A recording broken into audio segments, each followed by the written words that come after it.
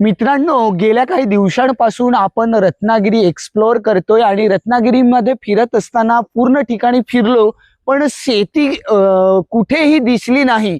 या भागातली शेती नेमकी कसली होत असेल हा प्रश्न पडत होता. पण फिरता फिरता भरपूर अशा गोष्टी दिसल्या आणि त्याच्यातून समजलं की या रत्नागिरीमध्ये हापूस आंब्याची शेती होते.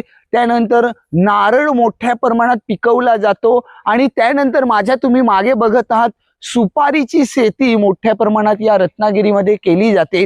विशेष म्हणजे या ठिकाणी भात शेती किंवा इतर धान्य पिकवण्यासाठी शेती केली जात नाही, कारण या भागातील जी जमीन आहे ती पूर्ण जमीन खडकाळ पद्धतीची जमीन आहे आणि त्या जमिनीवरती भात शेती वगैरे होऊ शकत नाही. त्यामुळे या ठिकाणी दुसरी शेती केली जात नाही. पण या शेतीतून नारळाची शेती असेल, सुपारीची शेती असेल, आंब्यांची शेती असेल, या फळांची शेती करून त्याच्यातून जो काही पैसा येतो त्या पैशातून मग भात, भाजी, डाळ जे काही असेल ते घेऊन ते आपला पोट भरतात किंवा आपलं जीवन जगतात. ही गोष्ट या भागांमध्ये आल्यानंतर दिसून आली किंवा अनुभवायला मिळाली.